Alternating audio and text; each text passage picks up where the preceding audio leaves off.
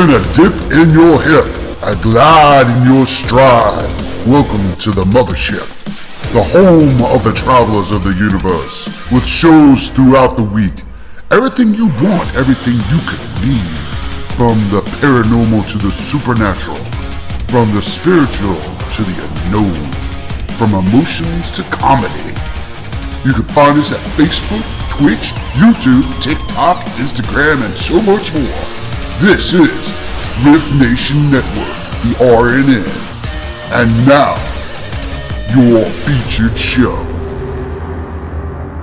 Shall we begin?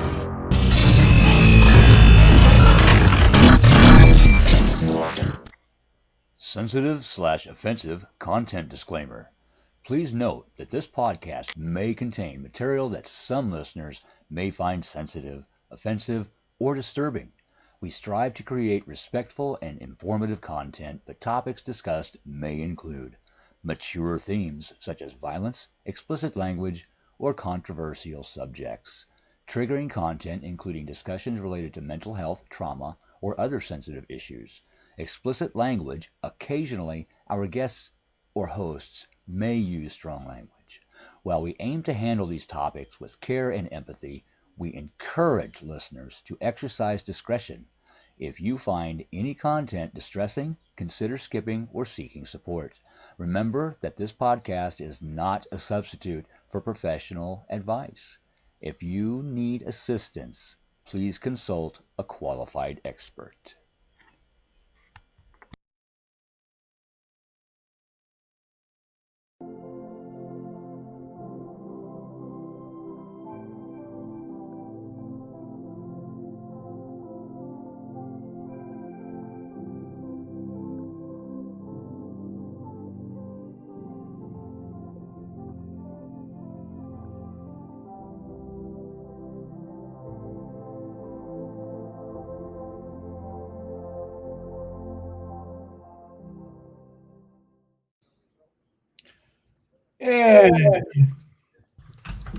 Good evening. What up? What up?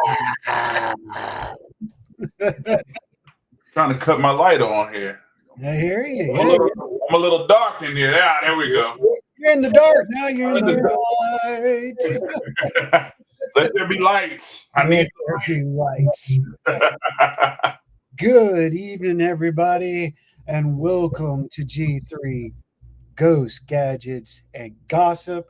I'm here with Big Daddy D is in the house. Sean Elliott. What's up? Or should I say, and I am the quintessential hitman on social media, Ed Odell. And we like to welcome you to G3. What a wonderful week it's been so far. There's been something going on. We haven't been on in a while. And too long. I'm glad we're back where we belong. Back where we belong. Yeah, it feels great. It does. It does. I'm going to give a shout out to saying hello to Susan, and thank you for sharing us out there, Susan. Thank you, Renee. Share it out, boys, because you're awesome like that. Miss Linda, hello and welcome again. We get to see you. And Miss Michelle, welcome back. Oh, she's in the hand pink waving. Yeah. Hello, everybody, and thank you for the second hour joining us. Of course, I was just on 2 hours ago with Rhonda Hare, just medium, out of Richmond, Virginia, on the Orion Effect, and here we are tonight. This is a different show completely. This show is all about the paranormal, supernatural, and spiritual, but giving you the history, the understanding, and technology. We're talking, we're gossip, communicate. What is it you want to know? We want to educate. We want to enlighten, and we want to bring knowledge to you.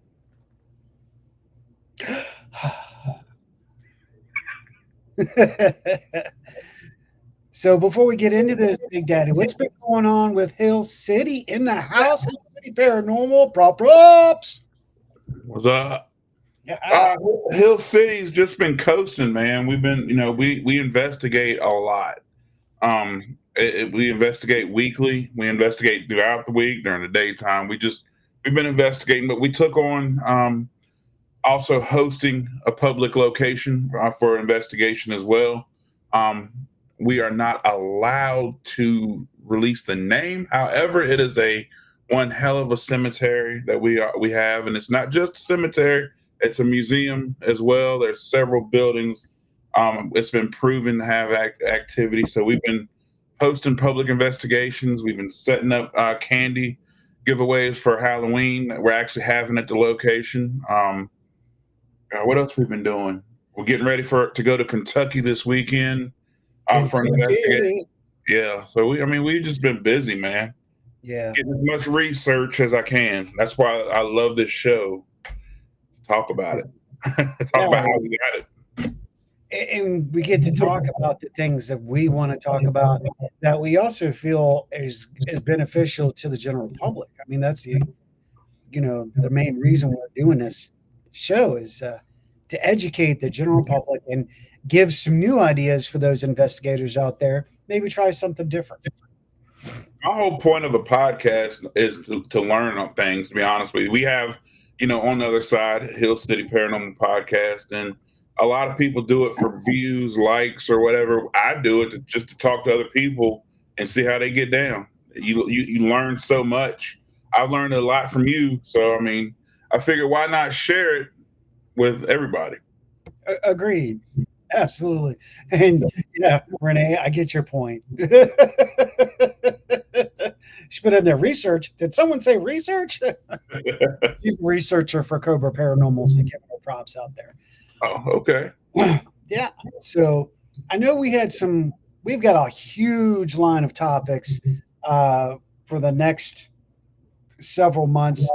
This show is going to air once a month on the first, possibly, hopefully, the first Sunday of every month. It may change because of Sean's schedule or mine. If we're investigating, we got a special event or something going on, but we're going to continue this. We tried to go every 2 weeks. It wasn't going to work. We've got so much going on between the two of us. Sean, like you said, he's traveling constantly. Him and Courtney are doing their thing. ASPS is constantly on the move now. And then Sarah and I are constantly on a big move here to the new studios in Roanoke, Virginia. What? Uh-oh, you're near closer to me now. That's right. Yep. And speaking of, you'll all be seeing us a lot more together. That's right. So I know you had a huge topic, and I love it when you bring topics because then we get to trade. And like Sean has always said, he and I may not always agree, but that's what a partnership is, bouncing off each other, talking, communicating, because I've learned a lot from Sean too. I'm constantly in a state of learning as well. So I figured what would be best for all those in attendance and keeping the attention. Because let's face it, 1 hour, you've already watched 1 hour of podcast. Here is another paranormal show. Yes, we don't want this to be another paranormal show. We want you to want to learn. But in that, I'm thinking we used to give the history in the beginning. I think we should talk about the equipment and ideas at the beginning, and then the history at the end. That way people can make a choice, because I might be just saying words you already know. I want you, the listeners and viewers, to go do your own research. I'm going to give you the direction. You go and do what you got to do, because why are we doing it if we don't know the history? Agreed. Yeah, boy. 100% agreed. So in that, and if you guys out there that are watching, etc., if you feel that you'd rather have the history first, just shoot it out to us. We'll work the show what's best for y'all. I'm his support. That's it. This is his show. I support him. No. Yeah. It's his show. It's the people's show. It's the people's show. You know what? I like that. It's the people's podcast is what it is. You know what? That's badass. It's the people's podcast. Is it not? It's for their entertainment, for those who want to learn, or for those who's seasoned to put their 2 cents. And I might see a comment or something that I might learn something. I'm always learning. Right. I'll be the one to tell you, with all the experience I have, I'm always learning.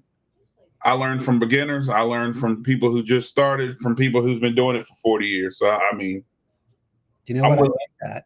Yeah, it's people's show. The more the more, what do y'all think? I like that. G3, Ghost, Gadgets, Gossip, the People Show. Yeah. Show for the people. I like that. And what do y'all think? Come on, we want your input. What do y'all think about that? Because I think it's a great idea. It really is about you guys. It really is. Awesome. You and I could talk on the phone. We do it public to bring everybody together and talk together. Yep. Hashtag Para Unity. Hashtag where we can, where it can be at. We'll say that. Somebody's got to do it. Renee says, great idea. And Linda says, sounds good to me. I dig it. I think that's what we're going to do. That's the new people helped us come up with an idea just now. That's right. Right there. We are doing it. It is now the People Show. G3, the People Show. I love it. We are the people's choice. What? Michelle hits up. Michelle says, I live in a haunted apartment.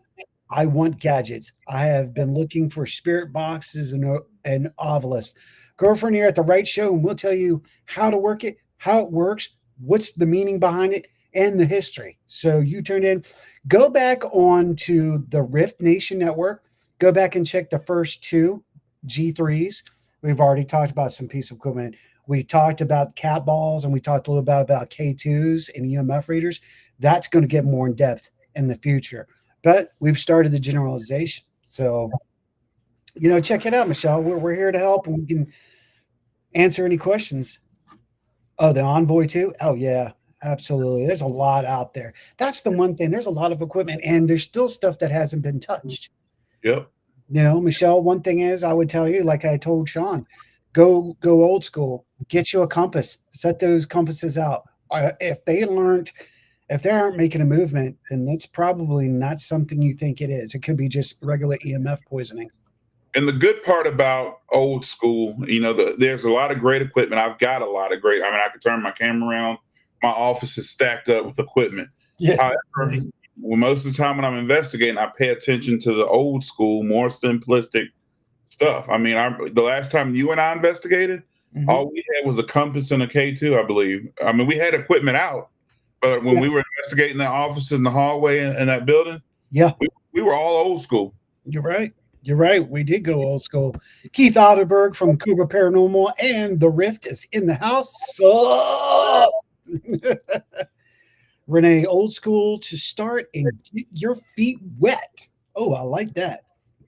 That's a new T-shirt right there. Way to go, Renee. We got a new T-shirt. They might not know what old school is. Well, that's why we're here. Yeah. So let's jump into it before we start losing our time away, because you and I can chit chat all night long about absolutely stuff between us, and everybody's going, what the hell are they? Where's the show? Let's get the show started. Bam. So tonight, Sean came to me, and we wanted to deliver a conversation. Sean wanted to talk about EMF. No. Well, we talking about the equipment? No, you want to talk about what subject tonight? EMF, right? No. Well, you know what? I guess it would be an EM pump and Tesla coils. It's still EMF. Yeah. We're talking about the EM pumps and Tesla coils. I'm sorry. I should have been more. But it's still EMF. I guess. What puts EMF? What kind of equipment we use to put EMF in the air to get better results during an investigation? Mm-hmm. Well, before we go in there, K2 is an EMF detector. Yes, it is. It's also called a. Which one? The K2? K2. Yeah. The K2 EMF detector is also called a. You're not going to capture me. It's called a Goss meter, you turd. The original, old school, original electrician's tool is called a Goss meter. And go research that name, Goss, and it'll explain everything for you. Keith jumps in and says, bam, voice recorded is my go-to. That's some old school stuff right there. Right there. You can go old school, tapes, 8-track, spin wheel. I mean, decades. Before we go any further, I want to add to something Keith just brought up with the voice recorder. Do you know a little history? This dates all the way back to Egyptian time. We have found platelets in Egypt, humankind, when I say we, where voices were recorded in clay. This is truth. And that's all we're going to talk about. We're going to give you facts and truth. We're not going to blow shit up your ass. So, this is legit fact. They have found platelets with inscribed noises inside the platelet. So there you go. It goes all the way back to Egyptian times. Bam! You mean to tell me paranormal research has been going on that long? Who would have thunk such a thing? I thought it just started a couple years ago. Well, some people some people might think, Some people don't know. Yeah. And that's what we're going to be talking about tonight. Yes, but before it gets too late, let's talk about those EM pumps and those Tesla coils that are Big Daddy. Let's talk. What's it about? Well, most paranormal researchers, investigators, ghost hunters, whatever you want to call us, a lot of us believe in theory that spirits need energy to manifest, whether you're getting EVPs, whether you're getting your electronics going off, they need energy to interact and do that. That's why a lot of times on your recorders or your what do you call them things? Your I'm sorry, I'm having a brain fart. The communication boxes. I forgot. I can't think. I just was fooling with one a second ago. Talking about a ghost box? Ghost box. What's wrong with my brain tonight, Howard? I think I got too excited to talk. But excited. I literally got one sitting beside me. I was just fooling with it a little while ago. It's gonna be one of those nights, folks. I'm going to bear with me, but it's been a while. But yeah, we believe that spirits need energy to do that, and we believe they receive energy from. There's more than one source. It's more than just EM. But we're going to start with the EMF.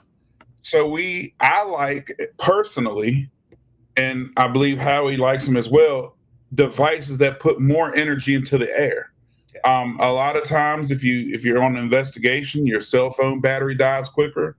Your equipment batteries will die quick. That's why we all have boxes full of batteries. But in theory, we believe that the spirits are using that energy to communicate, manifest, move around, or give you that hello EVP. Right. So I like the EM pumps a lot, which is, to break it down to simple. I know Howie's way more technical talking than I am, but it's simple. It's just a box that you cut on and it produces energy into the air.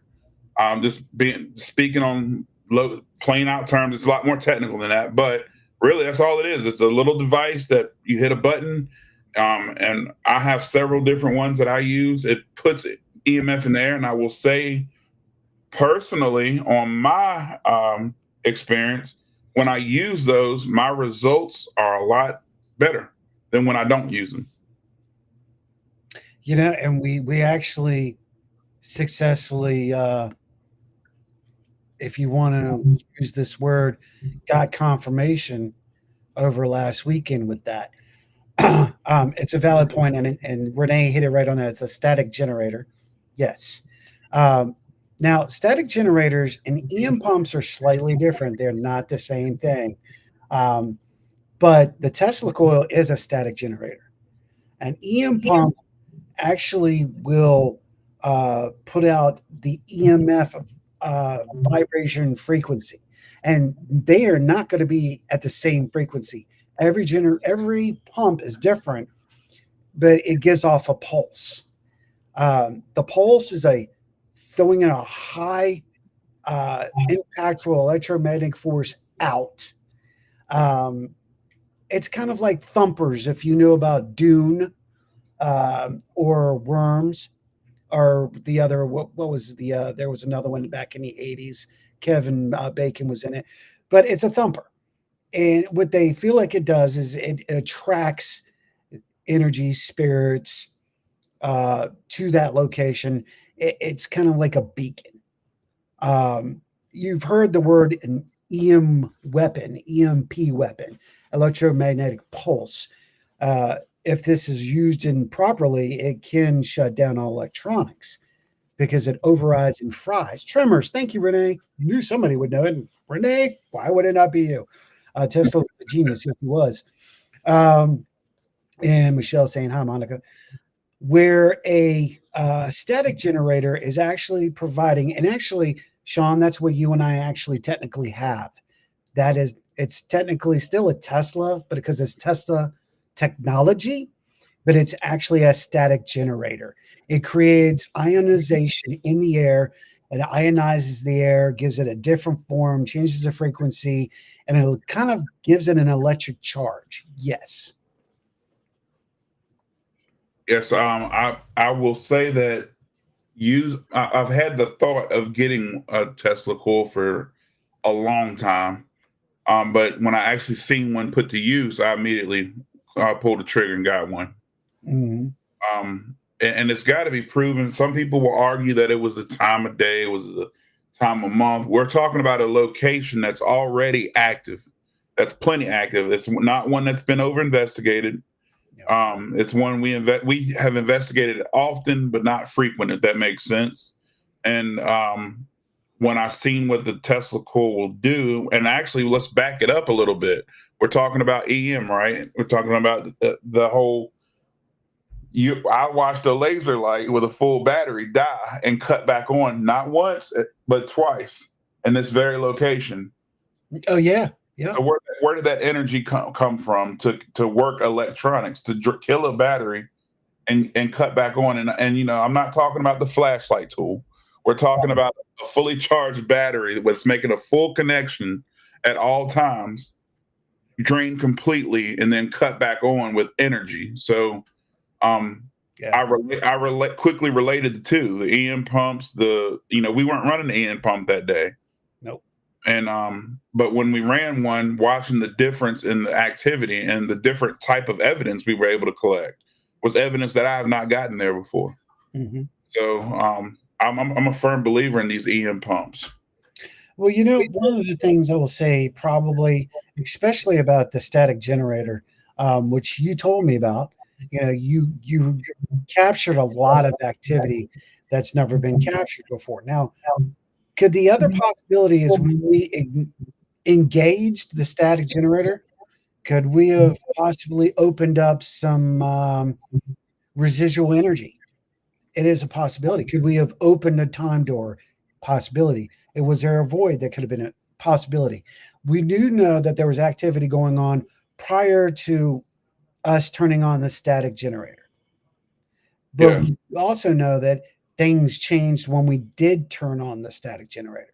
So we had confirmation of activity prior and it increasing as we turned on the device. So, yes,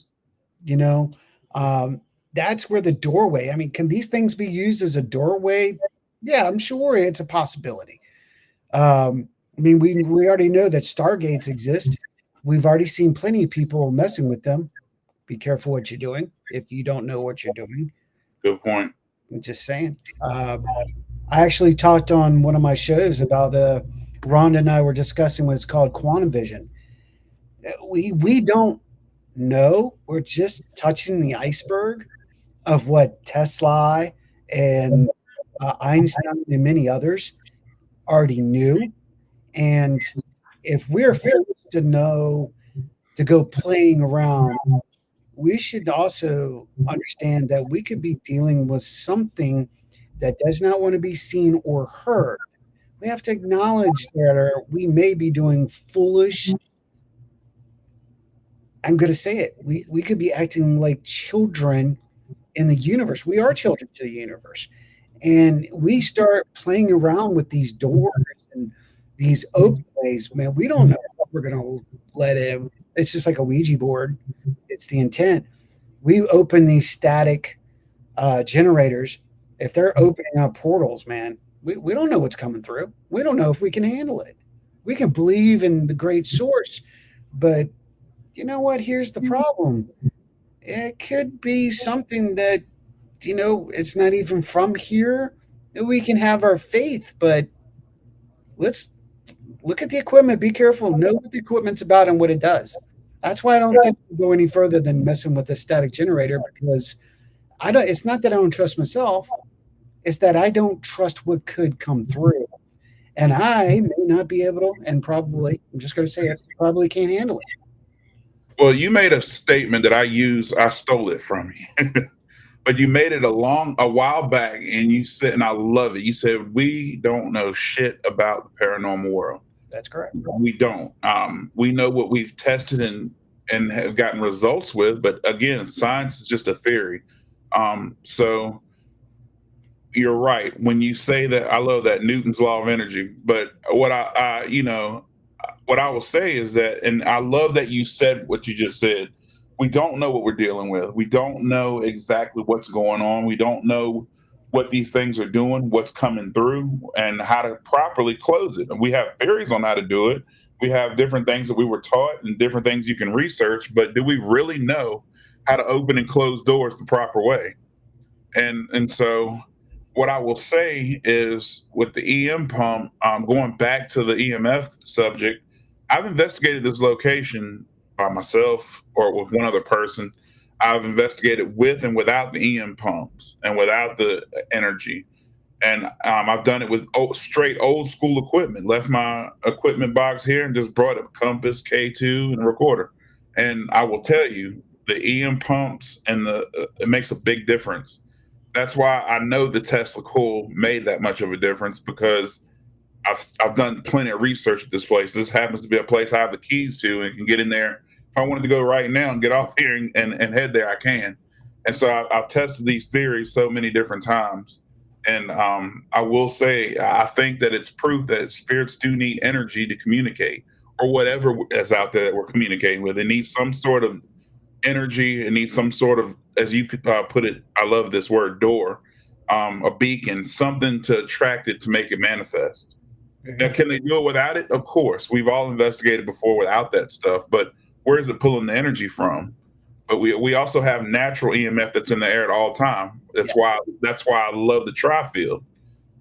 That's my favorite K2, so to speak, because it picks up the Earth's magnetic energy, and so it's we have energy all around us all the time.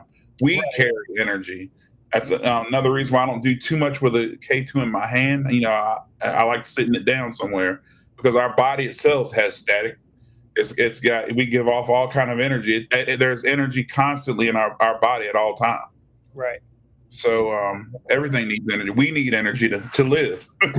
Well, Sean, you saw what I did with my K2s and my equipment last weekend. I don't hold on to it. It goes onto a tripod and it stands free floating. I've come to one part of my research in the last 3 years is there is a possibility we're affecting the equipment. 2, there is a possibility that something lower, that this velocity of electromagnetic forces could be much lower to the ground. Add that into if you have carpet or something that can create the static. So what do? You bring that up to a level that should be constant. That'll be around the 2 to 3 foot level. And you keep it, you stabilize it. That way, you're taking away from the possibility of false evidence. I mean, you're still going to have it. I mean, if it's a static cloud, you're still going to get hit. But you're taking away the possibility of it being affected by something natural. I love that you said, God, man. That's why I like talking to you. I learned that Crocs hold a lot of static energy, a lot. I was getting a lot of false evidence and was happy as hell with it. My what do you call it? I guess some people call it a periscope. I call it different things, but we'll say the 360 periscope, which is a device for another time, but it basically detects static energy. And I noticed every time I had to do a test, every time I walked by it, it would go off within like 4 or 5 feet. I mean, those Crocs hold a lot. I don't guess who doesn't investigate in Crocs anymore. Yeah, exactly. So it's what you said about you don't know what's in the environment that's holding that static energy as well, and that's why it's very important that even when you're using these devices that you create a baseline. You have to find it. You find it first. I actually have another piece of equipment that's helping me do that as well. So, and people, please don't wear steel-toed boots in investigation. That's probably your worst enemy ever, right there. Just saying. No steel-toe boots. your ankles will cuss you out, and your knees will cuss you out next day, if anything. That's there. Yeah, there you go. And you're a basic walking rod. So Keith says pendulum should be tied to something so our movements don't affect it. And I completely agree, Keith. We're going to talk about that. That's a divination tool that we're going to be talking in the show further down, because we're going to be talking about divination tools. How did they come about? When I say divination tools, we're talking about pendulums. We're talking about, yes, Ouija boards. We're talking about witch boards, ghost boards, whatever you want to call it, dowsing rods. These are all divination tools. There are others. There's the smoke. There's candles. We're going to be talking about all that in the future. But absolutely right. I don't believe, if it's true, you shouldn't have to be holding a pendulum for it to make its action. Its action should come from the spirit or energy as you're hanging it down. It is scientific fact. Doesn't matter where you hold a pendulum, it's going to swing, because our system is set up where we are constantly still moving. That's why I don't trust someone holding a pendulum. Think of how many places people where they check your heartbeat from, and how many new ones have come about. Mm-hmm. And your body fluids constantly moving. There's just so many different factors with a pendulum. Yeah, and well, that's another good point for saying that, but that's another reason why I'm, that's why for another day. But that's the truth. All right, brother, man. Have a great night, and thanks for jumping on with us for a little bit. We really do appreciate it. I know you got things going on, and happy Labor Day. No, absolutely true. I mean, our blood carries electric charge. It does. So there you go. There's another one. So great point, Keith, and thank you again, you guys. Going back to the Tesla coil and the EM pump. Yes, it may have the ability to ionize. Now, let me explain this. There's a thing called a static cloud. It's a small bearing thunderstorm. Some people may mistake it for an orb if seen. Now, what happens when you use a static generator or Tesla coil? What happens is you're balancing that energy out. You're not keeping it balled up anymore. So when you turn the static generator on, you're throwing it completely out. You're pushing everything all over the place. And as Sean experienced, he was 6 feet away from the static generator, and it was peaking his K2. That's how powerful this thing is.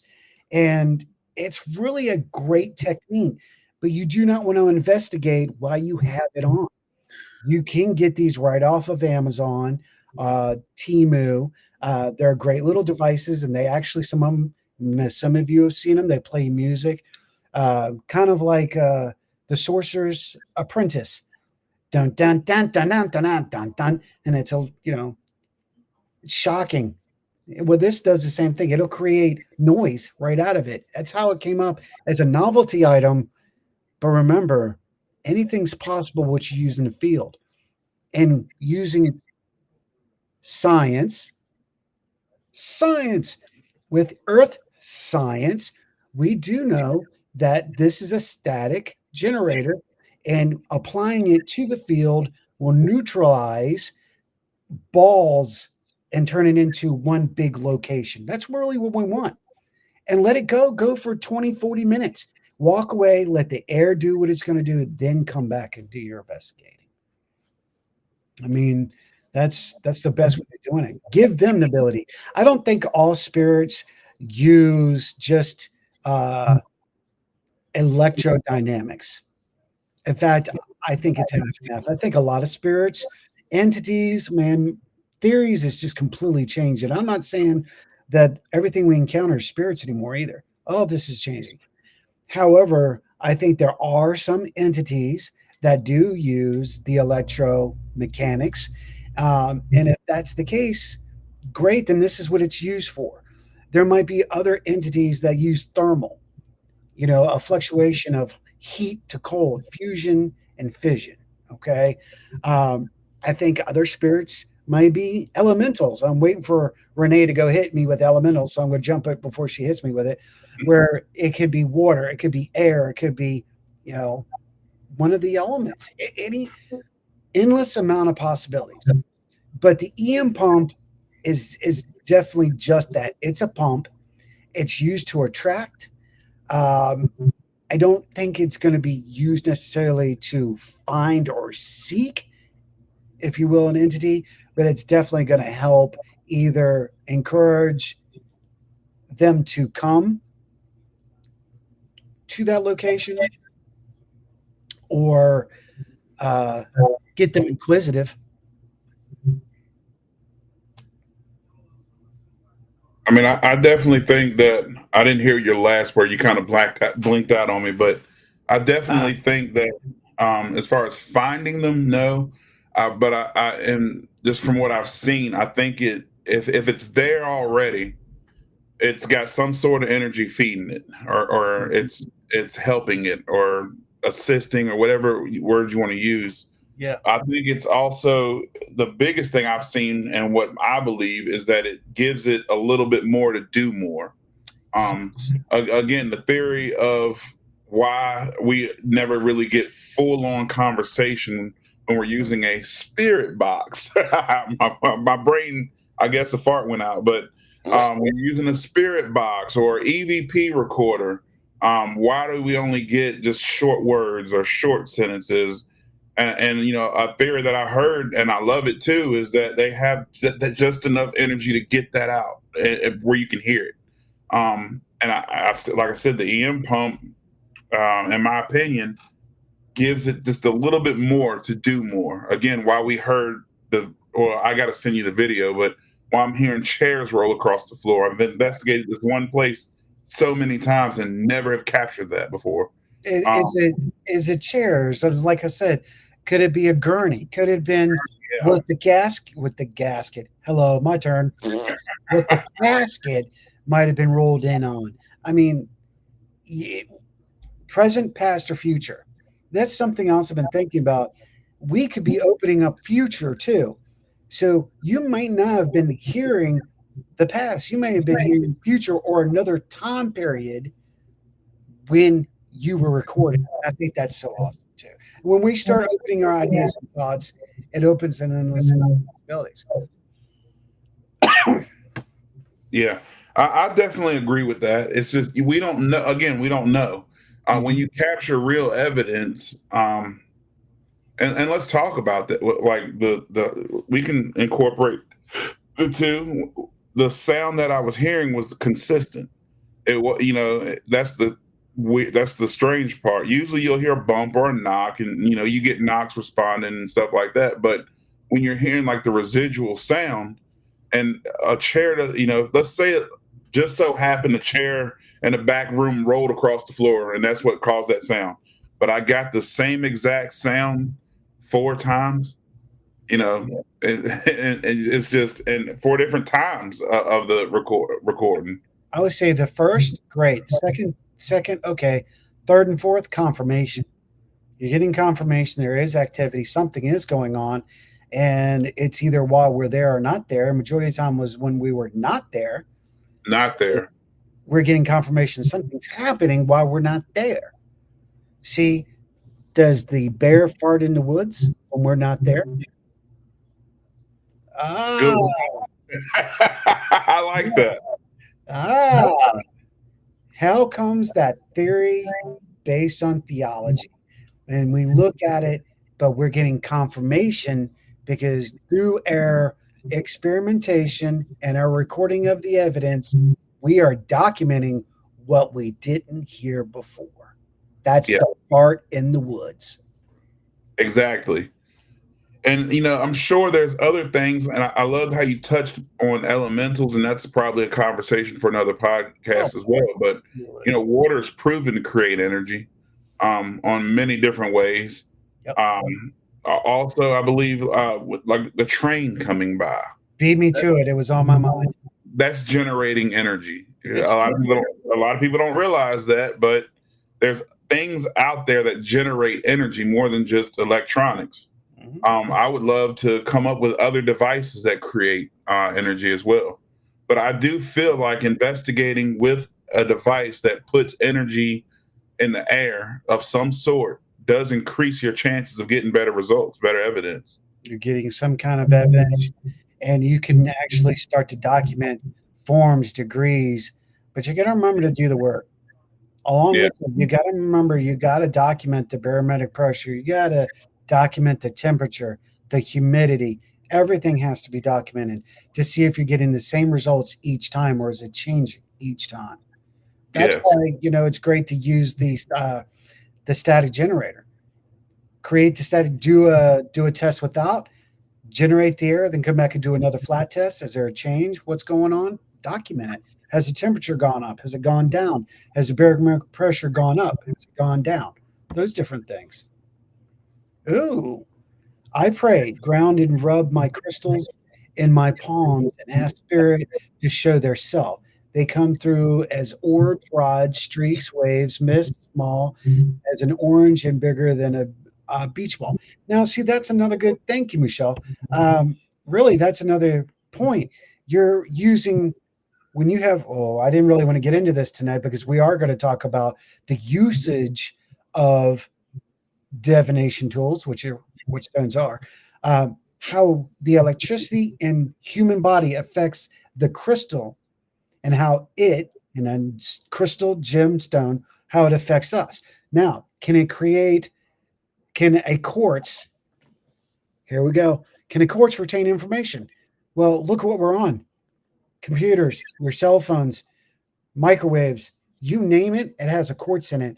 Yes, it's science. That's how all this works, because of a crystal. Exactly. If somebody says, "Oh, that crystal stuff is bullshit," well, how the hell did you talk on a walkie-talkie when you were 5 years old with your friend across the street? Called a little crystal that's inside it. Can it retain information? Yes, it's proven it can create. Absolutely. So, well, we're going to talk about that, Michelle. Trust us, that's coming up. These are all good points, and I thank you for that, because rubbing crystals can create energy as well. It will. Question. And other metals as well. That's right. Exactly right. So here's a question: does water actually create energy, or does the water pulling the energy from another or more stagnant source? Oh, I'll let you go on that one, Howard. okay. But go ahead. It really depends. Can it create the energy? Yeah, it actually can create the energy depending on what the minerals are in the water and what that water is surrounding or above or touching. Again, here we go. Crystals. If there's an element in the water and that water is touching the crystal or gem or precious stone, then there could be a possibility of that happening. Absolutely. It does not have to be stagnant. But, again, does that going to mean you're going to take the time to test the water? We should. Do we remember? No, not all the time. I mean, I've seen water power some pretty incredible things, engines. Water has a lot of minerals and elements to it that give things energy and can produce energy. I've seen it with my own two eyes. So, I mean, that's a good one, though. That's a good one to put out there. I think that's, again, I don't want to talk too much because that's going to ruin our other show. Yeah, we'll get to it. Don't worry. We're going to get in depth on this. We're going to talk it. about water generators in the future, because we have a design for a water generator that will blow your mind. And people don't think about it, but do you know 11-year-old little girl came up with this idea for a water generator? It's going to stimulate it, and it was spiritually based. It's going to be really cool when we talk about it. But yeah, I mean, all these are magnificent. If you think about this, let's go back, and we're sticking to our subject. Static. What happens if static electricity goes across the water? The water becomes either positively or negatively charged, creating barometric pressure. Dun, dun, dun. What could that be? What could be happening with that? You're creating a thunderstorm over a small pond. Anything's possible. Yeah. You know, can that be paranormal? Sure, you can't explain it. Can you motivate it? No. It's an idea. Yeah, I love the water pump there. Yeah. I Or think that's water generator. Water generator. I water love it. generator. It takes Kuiper piping, copper bowl, and I'm not so sure that there weren't cultures prior to us that already did this for the exact same reason that we want to test this theory. Mm. Wait, did somebody say that there was paranormal research before the 20th century? Oh man. Dun dun dun. So, with that, brother man, we're at 9:47. Shall we get into some history? Go ahead, sir. All right, ladies and gentlemen, thank you for tuning in. This is the part of the show that we encourage you to get into the history of parapsychology, para research, and this is where I can give you some information. So, on this show, we're going to be talking about the Rhine era. So, when I say Rhine, I'm talking about Professor Dr. Rhine and his wife with the same last name, of course. She was a doctor. This is going to get intriguing. The era was 1911. Stanford University became the first academic institute in the United States to study what? Extrasensory perception, ESP, and psychonesis, PK, in a laboratory setting. The effort was headed by psychologist John Edgar Coover. Coover, not Hoover, Coover, interesting, and funded by Thomas Wilton Stanford, brother of the university founder. After conducting approximately 10,000 experiments, Coover concluded that statistical treatments of the data fail to reveal any cause beyond chance. This is interesting. This is where it gets really good. In the 1930s, Duke University became the second major U.S. academic institute to engage in the critical study of ESP and psychokinesis. There it is. There's the word I couldn't say. I don't know why. In the laboratory, under the guidance of psychologist William McDougall, and with the help of others in the department, including psychologist Carl Zener, Joseph B. Rhine, and Louisa E. Rhine, laboratory's ESP experiment using volunteer subjects from the undergraduate student body began, as opposed to approaches of physical research, which generally sought qualitative evidence for paranormal phenomena. The experiments at Duke University preferred a quantitative statistical approach using cards and dice, which you all know that today. As a consequence of the ESP experiment at Duke, standard laboratory procedures for the testing of ESP were developed and adapted by interest research worldwide. Let me continue. George Estabrook conducted an ESP experiment using cards in 1927. Harvard students were used as the subject. Estabrook acted as the sender with the gazer in an adjoining room. Estabrook conducted a total of 2,300 trials. When Estabrook sent the subjects to a distant room with insulation, the scores dropped to a chance level. Attempts repeated the experiment also failed. Now let's continue with this because this is going to get interesting, because something was created from this point that we all have come to know. Okay.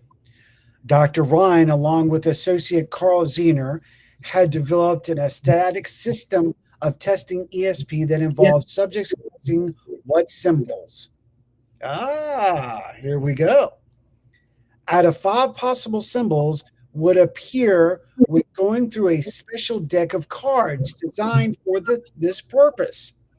The percentage of correct guesses or hits significantly above 20% was received as a higher than chance indicative of psychic ability.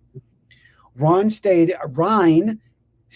that in his book, Extrasensory Perception, 1934, that after 90,000 trials, he felt ESP is an actual and demonstrable occurrences. You all know these as earth signs now: the circle, the plus, the waves, the squares, and the star, and different colors. Now, Irish medium and parapsychologist Aline J. Garrett was tested by Ryan at Duke University in 1933 with Zener cards. Get the name? Now you know the deck. Ryan placed certain symbols on the cards, sealed them in an envelope, and asked Garrett to guess their content. She performed poorly and later criticized the test by claiming the cards lacked a psychic energy called energy stimulus, and that she could not perform clairvoyancy to order. The parapsychologist, sorry about that. The parapsychologist, see how I feel? Samuel Soule and his colleagues tested Garrett in May 1937. Soule conducted most experiments in the psychological laboratory at University College London. Soule recorded over 12,000 guesses, but Garrett failed to produce above chance level. In his report, Soule wrote, "In the case of Mrs. Elaine Garrett, we failed to find the slightest confirmation of J.B. Ryan's remarkable claims relating to her alleged powers of extrasensory perception. Not only did she fail when I took charge of the experiment, but she failed equally. 4 other carefully trained experiments took my place." Now, did you hear the contradictive in that term? I'm going to bring this up real quick because we have the time. So the gentleman that is questioning or attempting to question Dr. Ryan's research is saying exactly what Dr. Ryan said. Dr. Ryan didn't say she was. He said she failed. But this other scientist wants to come along from London and say, well, Dr. Ryan was wrong.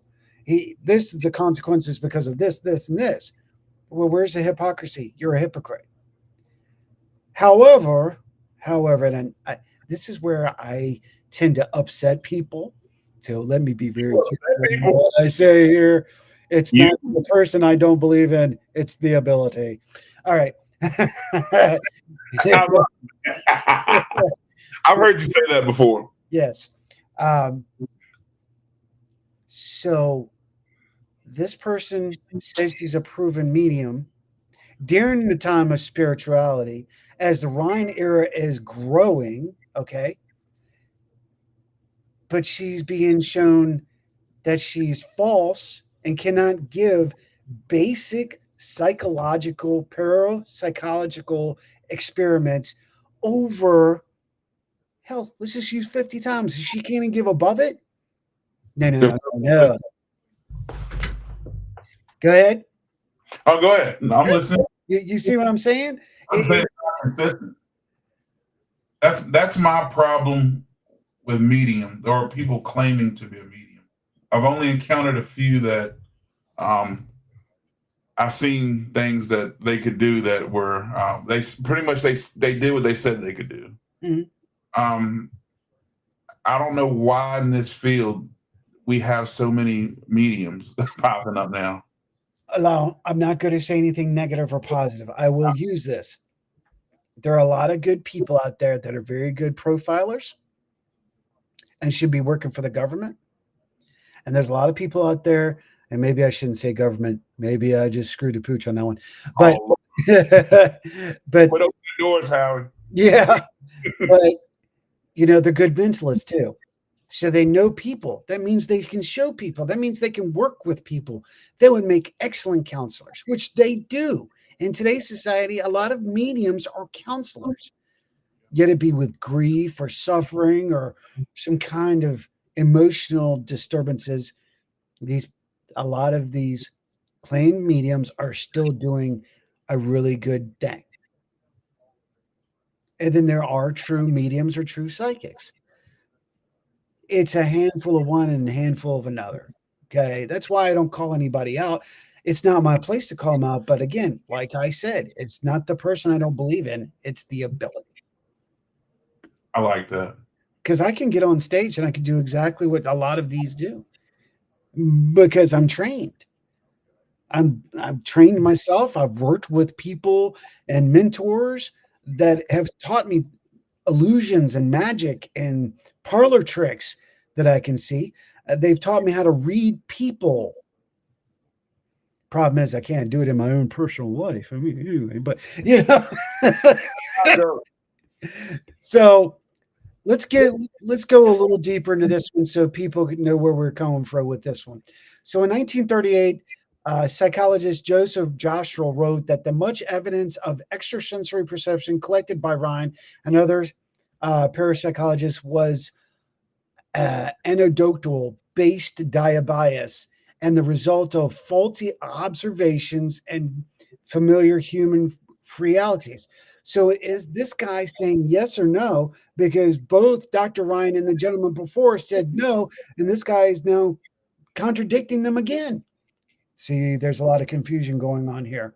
Now, here's the part I wanted people to read. Illusionist Melbourne Christopher wrote years later that he felt that there are at least a few dozen ways a subject who wished to cheat under the conditions Orion described could deceive the investigator. When Ryan took precautions in response to criticisms of his methods, he failed to find any high-scoring subjects. Ha! Another criticism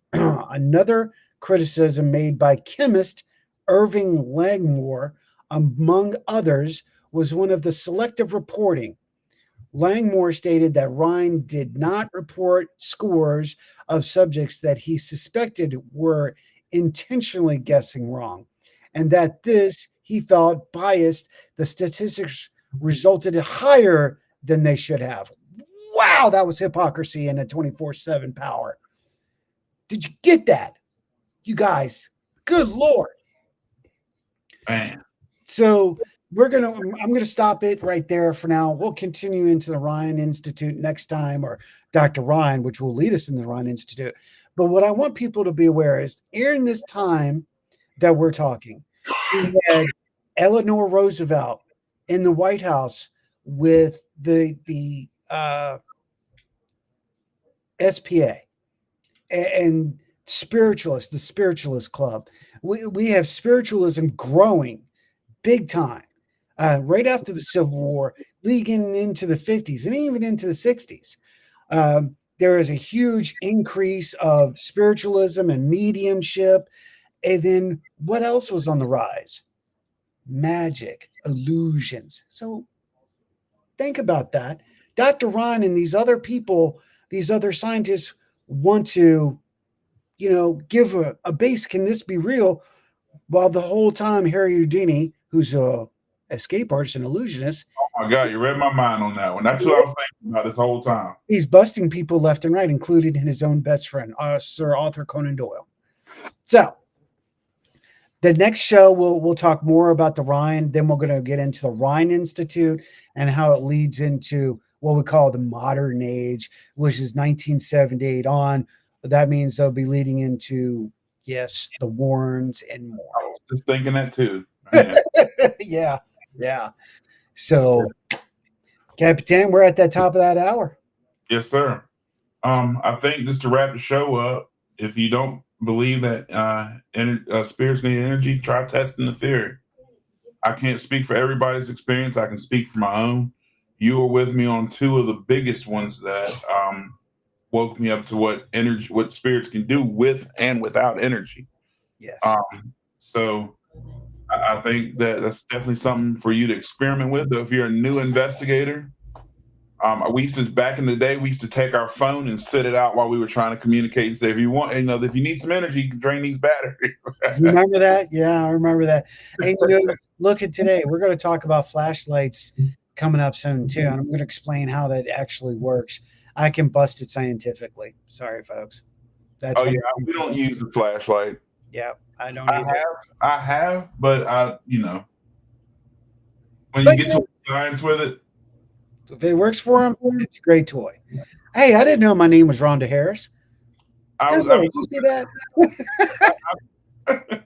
my name was Rhonda Harris when I first signed in. Oh, so that's me. I had to change it. So you're Rhonda tonight. Shout out, Ms. Harris. We love you. I can't even try to play that one off. Get a wig. Get a wig, yeah. So thanks, Big Daddy. We want to thank everybody for tuning in tonight. Tonight's show has been sponsored by Booze Paranormal. Best equipment, best price for the right person. Please give them a shout out and a love. Also, tonight's show is sponsored by SS Crystals and more.